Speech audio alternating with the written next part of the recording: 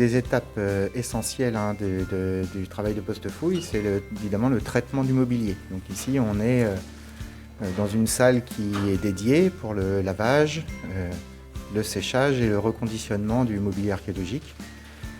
Donc c'est notamment ici qu'on lave l'ensemble des squelettes qui ont été trouvés pendant les fouilles de la collégiale.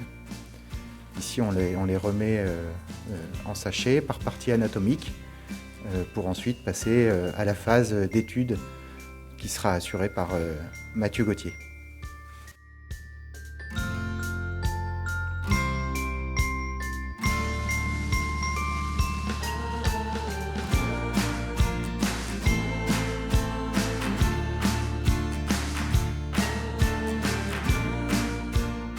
Comme sur le terrain, on peut constater la mauvaise conservation des ossements.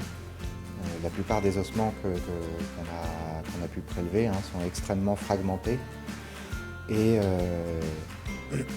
parfois ont perdu vraiment un peu de matière osseuse.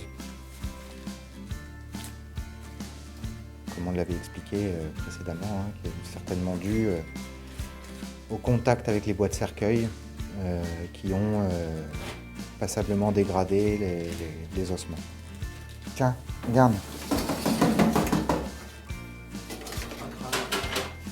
Un truc parlant. Avec un beau crâne. Donc c'est un crâne qui était en position de réduction, c'est-à-dire qu'en fait c'était une sépulture qui a été cassée par une autre sépulture postérieure. Et comme le veut en général les pratiques funéraires médiévales, lorsque les fossoyeurs tombaient sur une sépulture plus ancienne, en général ils regroupaient les ossements au pied ou à la tête de la tombe. Et on retrouve en général ces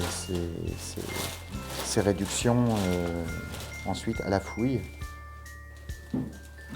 Et alors ici, ce qui est assez drôle en fait, c'est que les réductions du coup correspondent en général aux sépultures les plus anciennes, parce que les sépultures les plus récentes sont venues casser les sépultures les plus anciennes.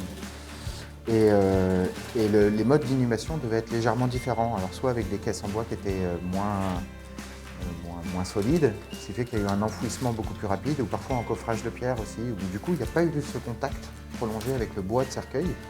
Et du coup, en fait, assez curieusement, c'est les sépultures les plus récentes qui sont les moins bien conservées.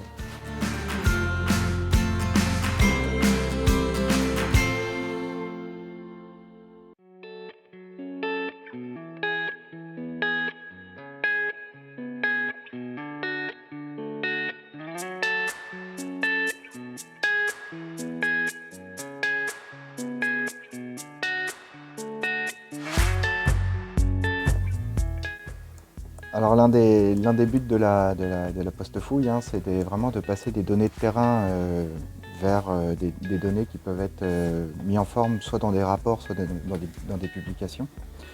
Et donc on en passe par un certain nombre de techniques de relevé. Alors ça peut être du plus classique, du relevé sur papier millimétré pour faire des coupes ou des plans. Mais aujourd'hui on use beaucoup de ce qu'on appelle la photogrammétrie depuis une dizaine d'années maintenant. Donc c'est une méthode assez simple, numérique, qui permet à partir d'une couverture photographique de pouvoir faire des modélisations 3D de ce qu'on fouille en fait au fur et à mesure. Donc par exemple ici on a fait des modélisations 3D sur l'ensemble des sépultures qu'on a fouillées. Donc à partir d'une série de photographies, ici on a une soixantaine de photos de la même sépulture, donc avec un recouvrement particulier, et puis ensuite on lance un calcul sur un logiciel spécifique qui nous permet, qui automatiquement va faire à partir des photos une modélisation 3D des sépultures. Donc pour nous c'est très intéressant parce que ça nous permet de se passer en fait de relevés de terrain vraiment chronophages en temps, et à partir vous voyez la définition est très très bonne, mais à partir de ces photos là d'avoir vraiment une photographie quasiment en 3D des sépultures qu'on dégage,